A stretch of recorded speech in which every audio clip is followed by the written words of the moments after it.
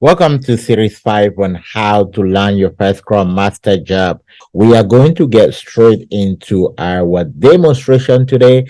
I'm going to be walking you through how to effectively do your sprint planning from the Jira. But if you're new, subscribe because weekly we put in our content that helps you and gives you the real practical stuff that you need. So we're going to assume that in the last session, we focused on backlog refinement, and we actually assumed that we did our backlog refinement, and it actually got us to a day where we want to start our spring meeting. Now, if you look at my Scrum board, what is you're going to notice is that no spring has been started, right?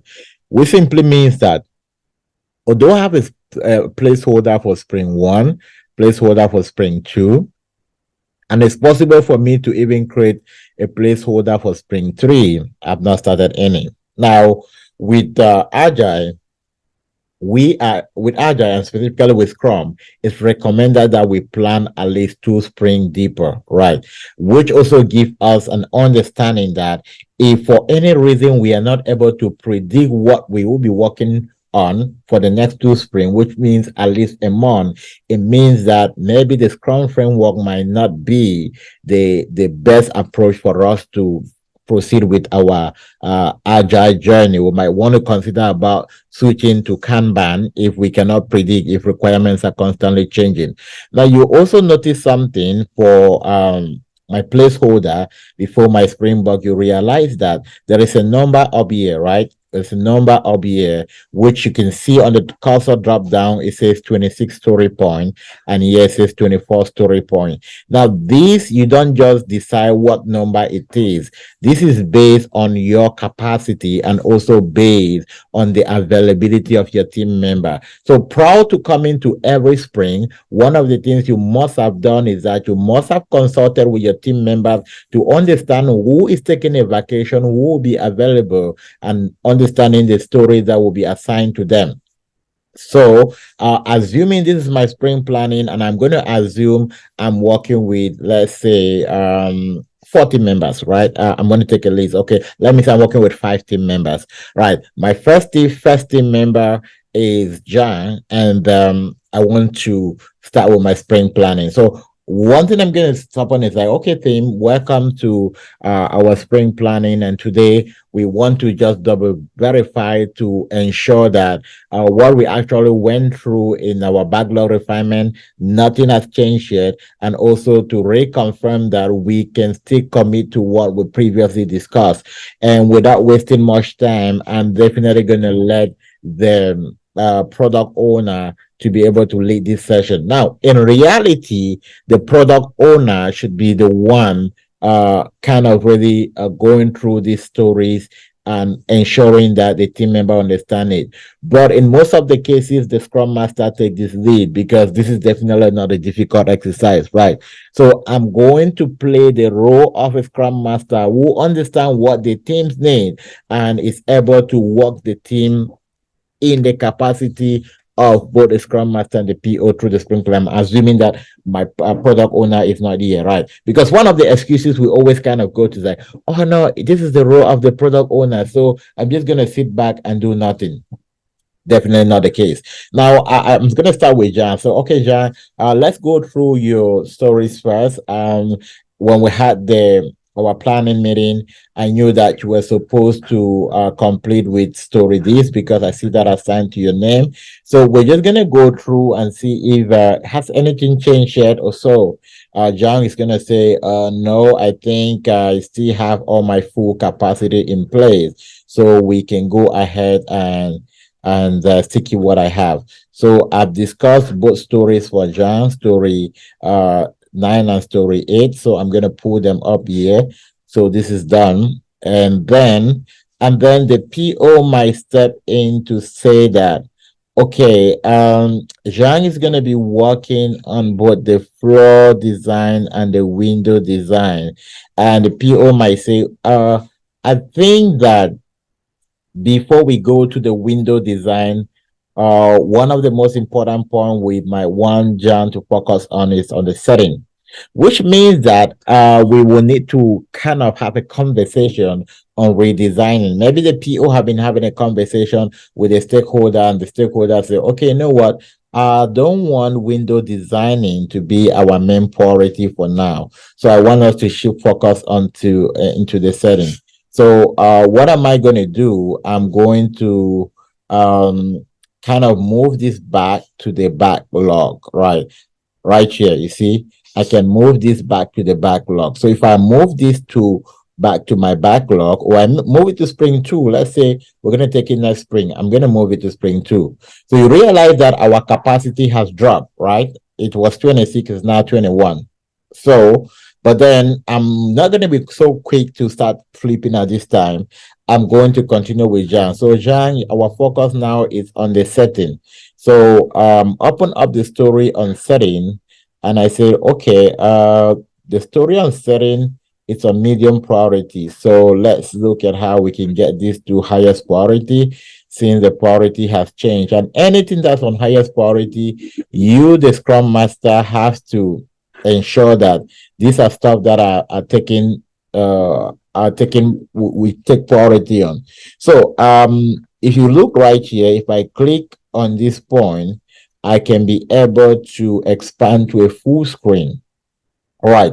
Now you realize that the details are missing right here. Normally, we're supposed to cover all of this detail in our backlog refinement and every stuff. Yeah, but for the sake of the demo, I just left it empty. All right. So John will say, okay, when we talk about setting, what are we gonna look at?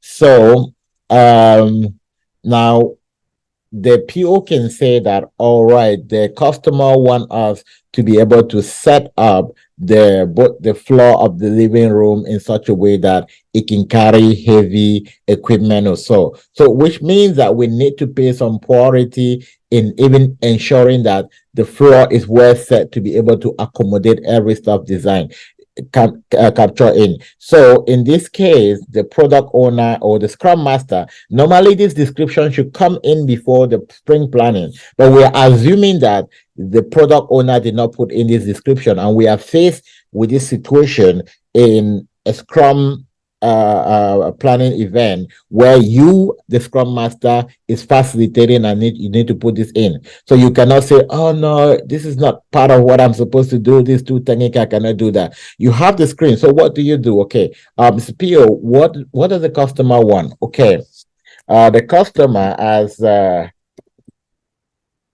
owner of the 5-star villa. Let's say we're building a 5-star villa or a 5-star condo, right?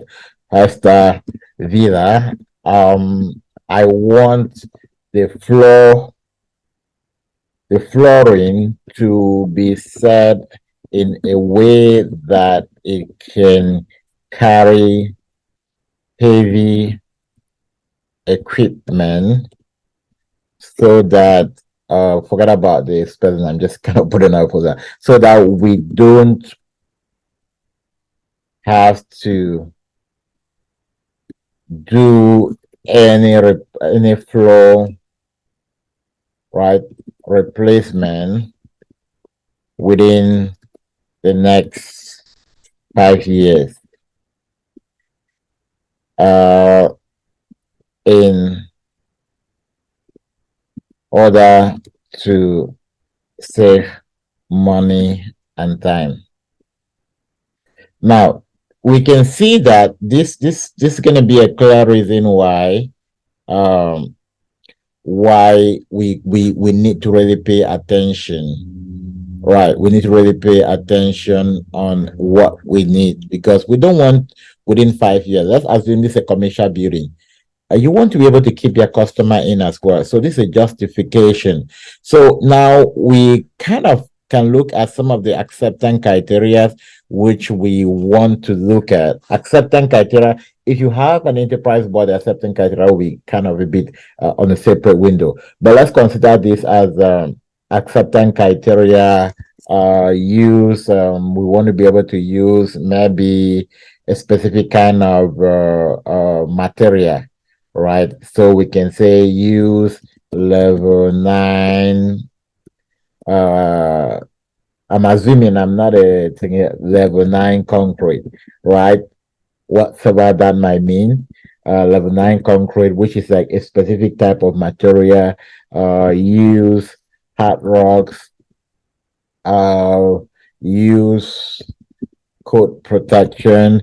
Now, these are like the stuff that I want to be able to see being implemented in the process so that I would be able to know that this has a capacity. And those who now this is not something we guess. We're talking to expert. And if I say, okay, I want something that can stay in the duration of 5 years, they know exactly what to capture, right? So I just wanted to see this. Now, one of the stuff you probably want to pay attention as a Scrum Master is like, okay, John, I see this is an 8 story point.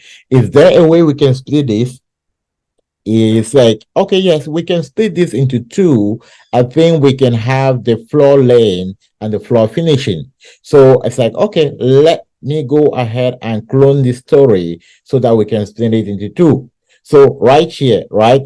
This is the reason why we clone. We clone because we want to keep the same information and then we want to be able to clone into two. So I go here, I click on clone. I want it to fit within the same spring. So clone spring value. And I'll take out this clone out here and I put floor setting and I want to put feelings, right? We want to work on the feelings first and I clone it. Now, if I clone this, I want to go back to my log to see what has happened. See, this is the story I cloned. The one that I cloned was the one that was existing was 8 story point, but we're actually splitting this story, which means that we want to, let's say the original one, we want to also name this. That was the filling, and this is the finishing. So I need to name this as the finishing, right? And then this is the filling. So let's say the finishing is going to take more work. The filling is going to be 3. So you see the same story. I've been able to split it into 2, but the workload did not actually change. Right. Now, let's say we finish with John and then I went up with wall coloring, which is supposed to go to, let's say, Jane. And then Jane say, okay, you know what? I think this is okay. I only can take 5 story point because I have some days for vacation. Right. Now, we go down now to um, the floor design, which is just 3 story point. And let's say Mark has to take this up. I say, Mark, you only have 3 story point. You think there's something you can take? I say, okay, yeah, I'm gonna go to spring 2, the placeholder of spring 2, because if something is missing here in our backlog is well prioritized, then we need to pull from the next spring, right? Mark said, okay, apart from just the door design, I think I can also look at the window design. So in that case, I'm going to pull up. So you can pull manually by just dragging it up to spring 2, or you can come and highlight and then I simply see move to spring 1, right? So we already pulled that up manually and that was the window design. So that gave us 3 story point. So you realize you're going through all your team members until when they all have the right amount of work to do. And then you can go now and you start your sprint. Now, when you start your sprint, it's going to ask you to write the sprint goal. What is a sprint goal? The sprint goal simply means that what is the area of focus on work? Now, the sprint goal will mostly be guided by your epics or by the futures you're working on. Now, you realize that right here, we are all working on living room design.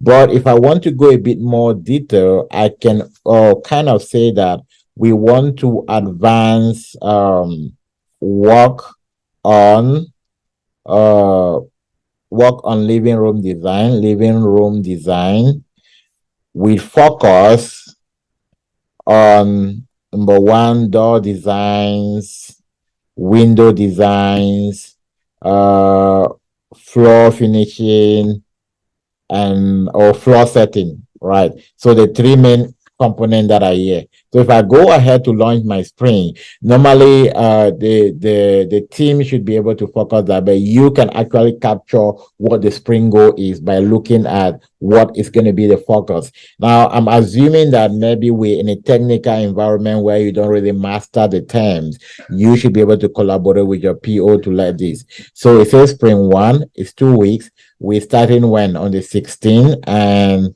which is today's a Monday. If it's a 2 weeks ended, it's going to be automatic. Our sprint goal. A sprint goal can be a couple of number of stuff. Some people like to write their sprint goal as a story, as the team, blah blah. We want to complete this. There's no problem with that. But the rationale of a goal is to help us focus on this. So our sprint goal is to advance work on floor design with focus on. I'm going to look at the aspect. I'm looking at the door design or living room design. No, here it's living room design. Sorry, focus on advanced work on living room design. We're designing the living room. That's why we have all the different components there. Living room design. We focus on door design, right? We also have floor setting, and then we have also Windows design. So you realize we have our sprint goal and we start our sprint. Now you realize when we start our sprint, everything comes to-do list. And now this is where we start now running our events, our daily stand up, which is going to take us up to the last event. And then we are now going to focus on our review and then our retrospective, and we close the gap. So this is series 5, series 6. I'm going to talk about effective daily stand up and what you should pay attention on. And then I'm also going to talk about when we're finishing, what to do. When I'm talking about daily stand up, I'll talk about the techniques that you use, not just on the first day of your daily stand up, on the middle of your daily stand up, the last day before you close your sprint. What are some of the techniques you can utilize as a Scrum Master? All right. So if this was beneficial to you, make sure that you're sharing someone made to hear this. And if you definitely don't just want to listen to me online, you want to be part of my community where we are working with you, we're working this on you, we'll let you kind of really have hand-on practical on this, and we'll guide you through the process. Reach out to join my community. Trust me, I think we're looking through our record, and between 2001 to now, we had about 120 job offers. People who have had jobs through us, which is really a big number, right? But then one of the things I tell everybody joining my community is that most often people ask like, "Oh, how long is it going to take me to grab a job?" Okay, the response to that is it takes you as long as you want to put the effort. The key to why people in our community succeed is not about how long. It's that we help them identify their gap. So when you identify the gap that you need to fill, some people will know that, okay, for me, based on where I am, it's something that requires me 6 months to even close the gap. But then for some people, less than 30 days, they are there. Right. But then the whole process of what makes our community unique is that it's structured more like a Ray Institute. We have trainings every day that help build you to the person you really want to be. Not just Scrum training, leadership training. So if you're looking for something unique, I know you've tried almost every stuff and you want to experience something unique, you want to come to a place where you're giving the reality, you're giving the tools that help you to move, right? You want to join our community. Okay, thank you very much. It was a great Monday talking to you. Keep it up. And definitely, I'm hoping that within this week, I should be able to do our videos for daily stand up on Wednesday, and then I should be able to do, let's say, I'll do something else because I definitely want us to pull the spring to like at the end of the 2 weeks to close it, so that when we're done with this series, we can go ahead now and look at the report on what it gives us. So I definitely want to take you through this journey. So when I do the videos on daily stand up on Wednesday, I'll do other videos on some other concept, but I want to wait until 2 weeks when we're closing the sprints and doing our, that will also get benefit of how the report look like, to do now series 8 and 9, and then finally close up with this. Okay, so one of the stuff that's also very important for those who have watched to the end, I've been able to do a complete set of video interviews that can help you crush it from A to Z. I'll also put a link on the description. I'll see you in the next video. Do have a very good week ahead of you.